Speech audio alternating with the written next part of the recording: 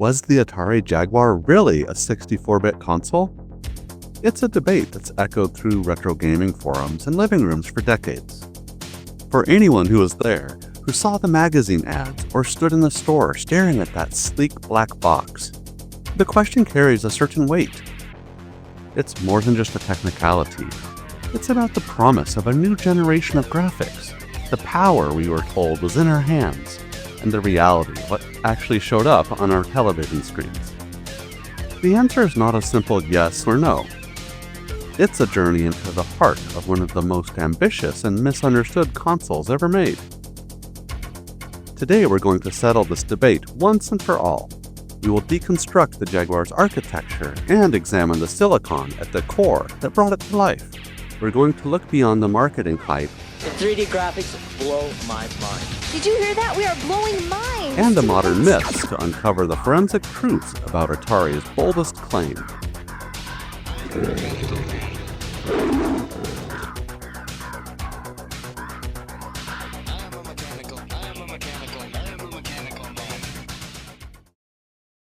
To understand why Atari made the claim they did, we have to revisit the marketing battlefield of the early 1990s. This was the era of the bit wars. Sega and Nintendo were locked in a brutal conflict, with terms like 16-bit, blast processing, and Mode 7 graphics becoming the slogans that defined a generation. The number of bits was the primary metric of gaming power for consumers. As the 16-bit era matured, buzzing in the industry began about the next leap. Sega was touting its 32-bit Saturn, and Sony was entering the fray with their 32-bit PlayStation. Into this arena stepped a familiar but fading name, Atari. They needed a weapon that could not just compete, but dominate the conversation.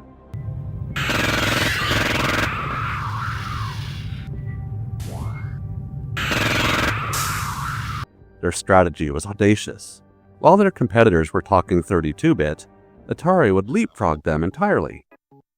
Their weapon was the Jaguar, and their marketing was unequivocal. Do the math. 64 bits. This wasn't just a claim, it was a direct assault on the entire industry, an attempt to preempt and redefine the next generation before it even began, by using the most powerful number in their marketing playbook. Whoa, what the? 16-bit versus 32-bit versus 64 bits? It's real, Bob, when you do the math.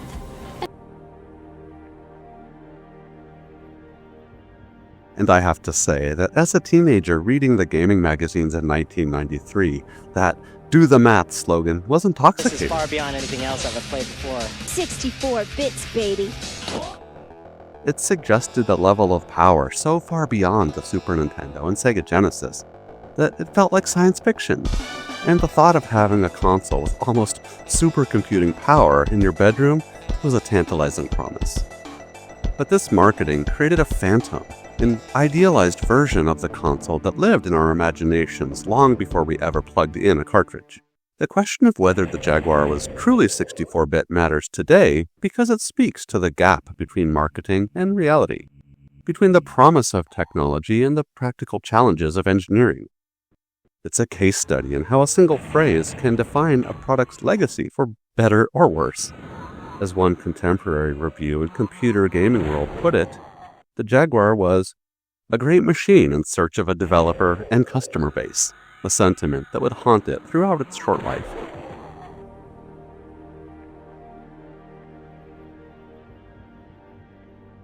To find our answer, we need to look under the hood. The following technical breakdown is based on the most credible evidence I've researched online in various forums and technical documentation.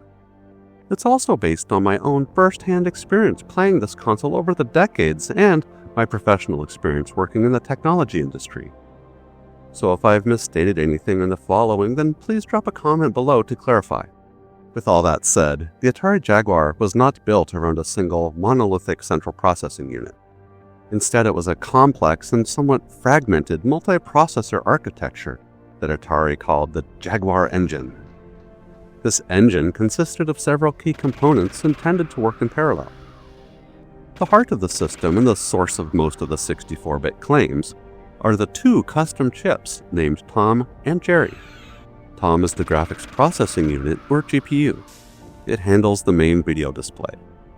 There's also a bit block transfer processor, better known as the blitter for short, which is, in simple terms, a true 64-bit component which moves data around in memory independent of the main CPU, typically used to perform graphics operations while leaving the CPU to perform other tasks. The blitter is actually part of the TOM chip and is dedicated circuitry used for that purpose. Also on board the TOM chip is the system's object processor, which is a fixed-function video processor that converts display lists into video output, such as sprites, scaling effects, and so forth. And yes, it also has true 64-bit internal registers. The Jaguar's Jerry chip is a digital signal processor, or DSP, that is responsible for sound and is also a 32-bit RISC processor. Now that we've touched on the bare metal hardware, here's where much of the misunderstanding about whether the console is 64-bit originates. Both Tom and Jerry were designed with 64-bit internal data paths and are accompanied by a 64-bit memory bus across the system. The Jaguar's data bus shuttles information around the system with a 64-bit throughput. Think of it as a 64-lane superhighway pumping game data around the different components of the system. As Jaguar designer John Matheson stated, Jaguar has a 64-bit memory interface to get a high bandwidth out of cheap RAM. Where the system needs to be 64-bit, then it is 64-bit. This was a genuine and impressive feat of engineering for 1993. It's also worth noting that in addition to Tom and Jerry, the system also included a third processor, the Motorola 68000. This was the same 16-bit CPU at the heart of the Sega Genesis. But in the Jaguar, it was intended as a mere coprocessor, a manager to handle I/O functions. Atari's own Leonard Tramiel suggested that developers should not use it. But due to the immature development tools provided by Atari and the steep learning curve of how to program on the console, many developers defaulted back to the familiar 68000 as the primary CPU, effectively bottlenecking the entire system and failing to tap into its most powerful features.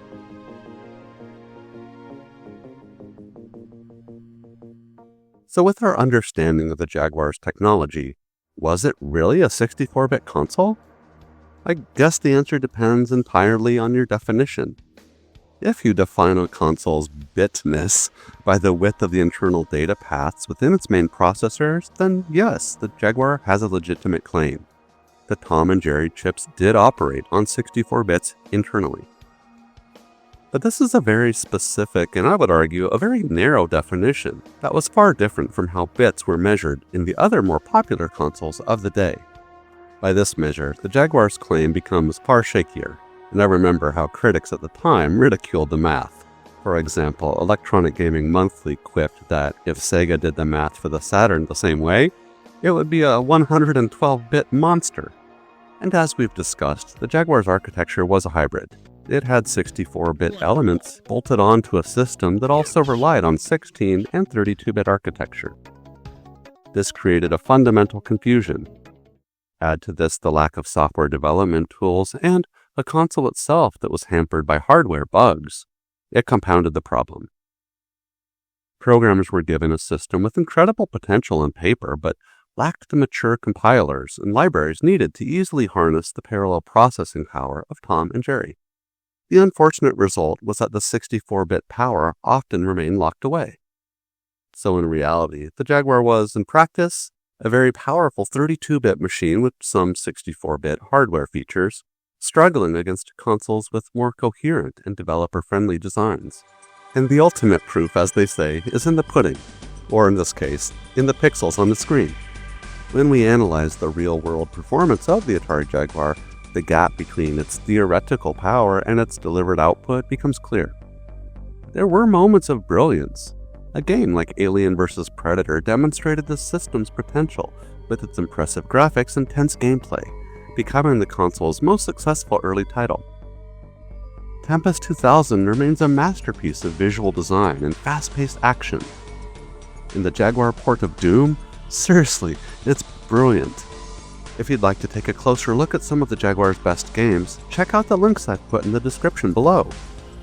These titles are a great showcase of what happened when developers learned to speak the Jaguar's complex language, leveraging the Tom and Jerry chips directly and fully exploiting the system's intricacies.